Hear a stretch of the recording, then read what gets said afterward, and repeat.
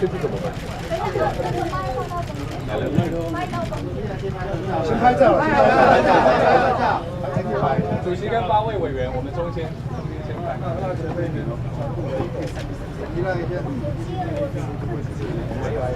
先对一下好不好？我们用肩膀斜插好不好？好。对对对，以那个主席为中间哎。对对对。哎，这一下吧，没有问题。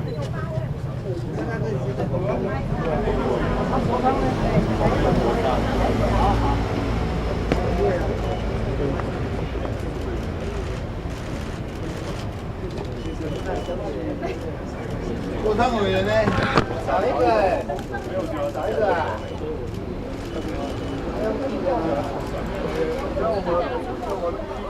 少一个呢？来了，再来吧，再来。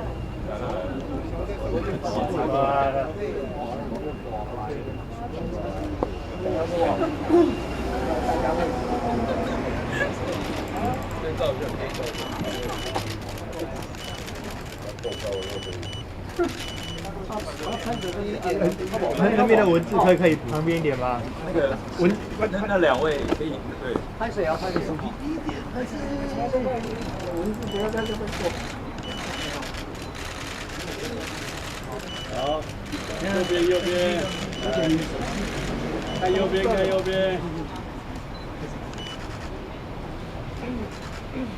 好了，来看左边，看左边。看这里，看这里，这里。好，中间来，中间嘿。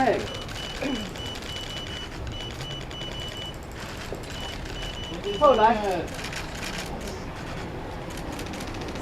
好，上麦了，上麦。好，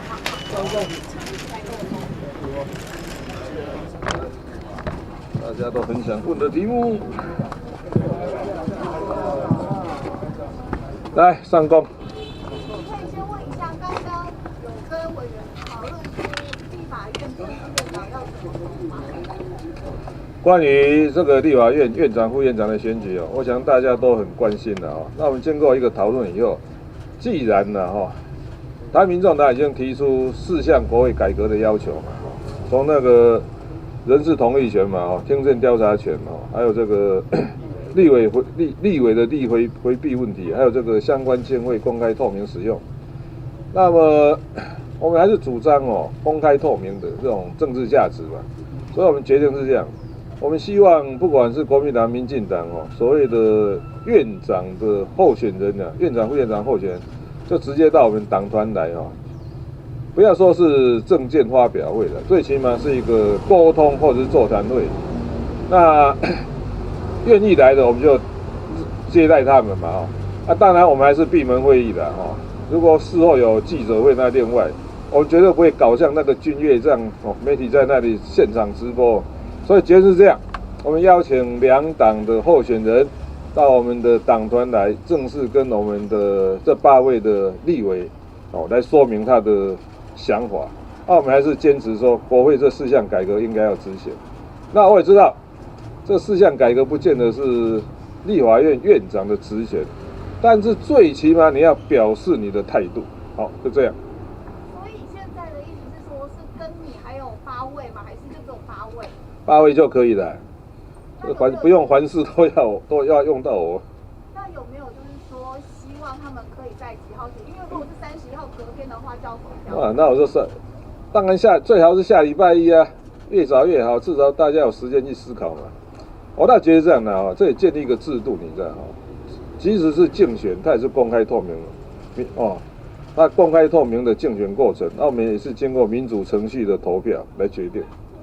这样比较好啦，不然每个都私底下要来见面要干什么，压力太大了。所以是有，就是国民党那边都有，就是跟你们说想要私下拜访。很多啊，这种我跟大家讲个笑话，你知道什么叫关键少数吗？就是每天接到很多你不想接到的电话，叫关键少数啊。好，下一题。那之后党团就是在投票的话，会团进团出吗？会，投票会团进团出。会用适当的方法让大家都知道他投了谁。怎么样算是适当的？这个我们还在研究。那目前来去哪一个政党会有发跟你们比较像？我觉得是这样的哦，在外面放话的不算的哦，你就到党团来正式表达吧。不是没有团进团出会有罚则吗？这种重大投票没有团进团出，抓到一次就开除党籍啊，你的立委资格就没有了。怎么看游锡堃说对于自己当选院长非常有信心，说跟民众党这边其实关系都保持得还不错。我跟你讲哦，两边都跟我们都关系很好。以前韩国瑜说私下想去找他见面，那现在和他见面嘛，那我还是主张公开透明的，因为这样哦，私下见面，你看到底里面谈了什么，增加太多想象的空间了，对我个人来讲会变成困扰了。想再问一下哦，就是问一下有关党内的最近有一些纷争，因为蔡英文昨天说他没有接收到就是党内委员的邀请，那除了他之外，连这个李友仪还有陈婉慧他们也都没有被邀，这是不是党内现在是人事？这是这样的哦，第一点哦，一场吃饭你知道吗？有时候主办单位漏通知了谁，或是他有通知，但对方没有接到，其实都有了。这就又是另外一个笑话，你知道？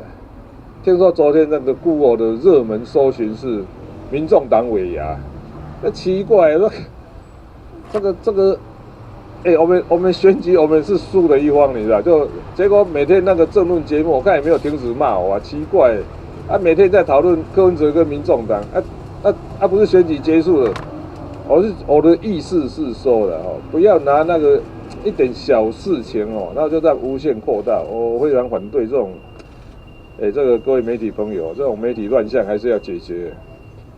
所以现在有就是比如说像蔡英文的部分到底是怎么样？那李友仪跟朱安，所以你们是有通知他们，还是会另外再？不是啊，我跟你讲，通知哦是一定要寄请贴来呢，还是画个蛋给你就可以哦。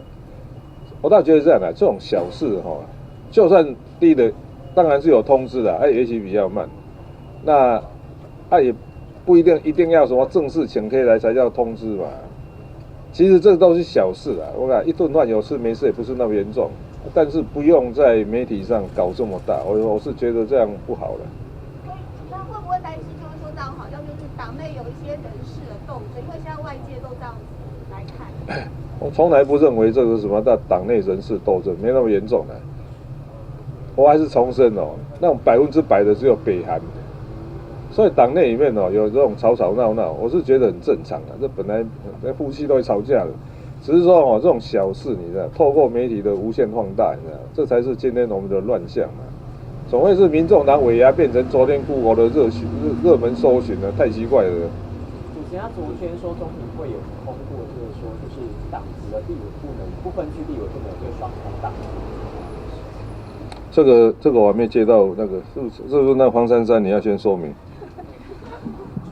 我想昨天这个是中评会他们的一个邀请我们8个不分区去跟大家沟通的一个会议。那中评委有提到这个事情，那主要是因为目前民进党党内的规范是地方党部跟主任，但是举亲以民众，那希望中央委员也有这样的处理，所以我们就按照规定办理。对。所以珊珊什么时候就是会去办？我们已经正式发信过去，所以会完成这个程序。好。那个赖政委也一样。好，下课了。还有，我想要问一下那个国昌委员，是不是说就是家的那个文件要拆，然后拆完之后是要立刻就是感谢民进党的这个？我做事的原则就是我说要做就一定会做。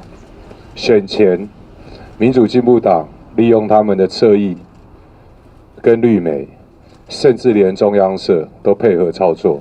这件事情让我非常的遗憾，一个法治国家不应该沦落成这个样子。我再公开请教一次赖清德总统，这就是你的法治原则吗？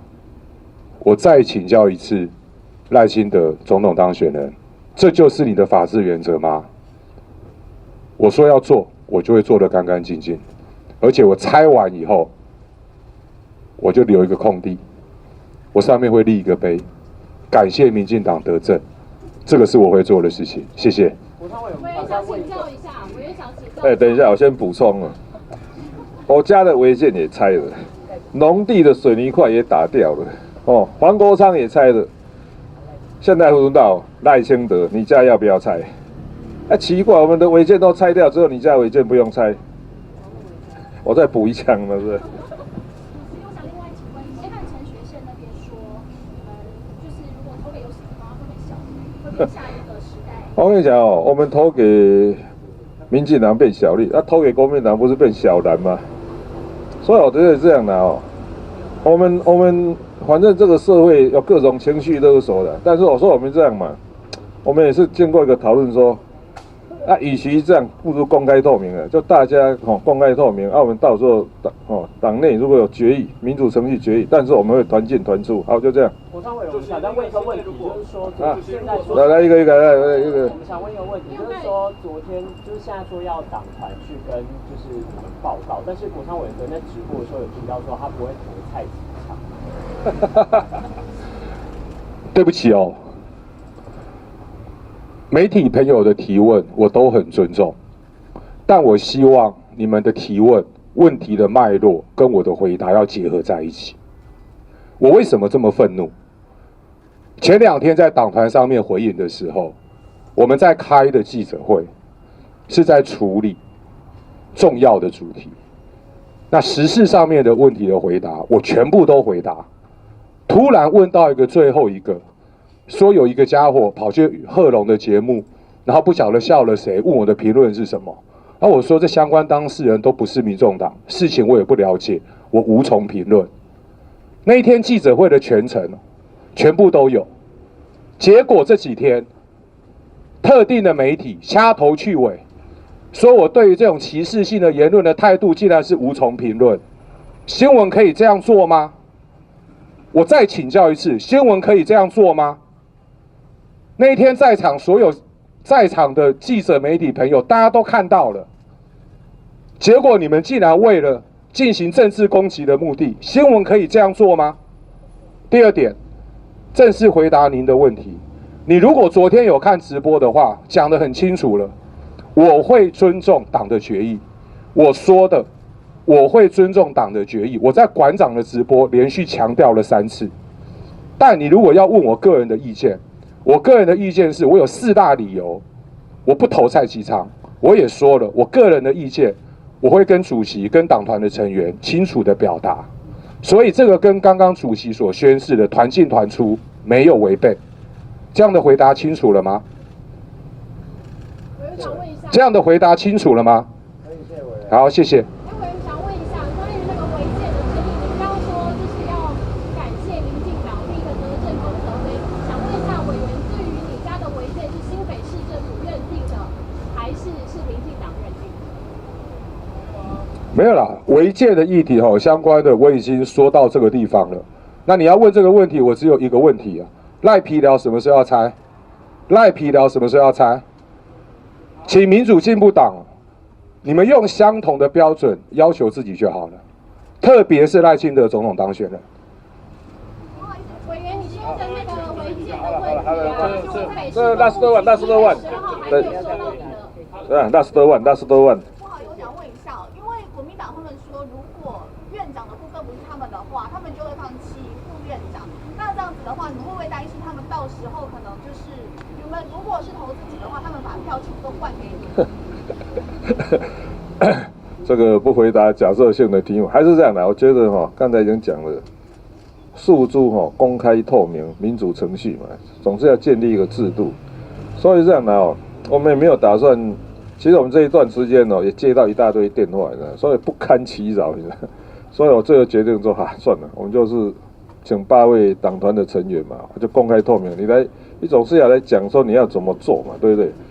我相信听完，那每个人按照他的良知良能，大家投票，然后按照投票结果团进团出，这样就好了。好，就这样，谢谢大家。好。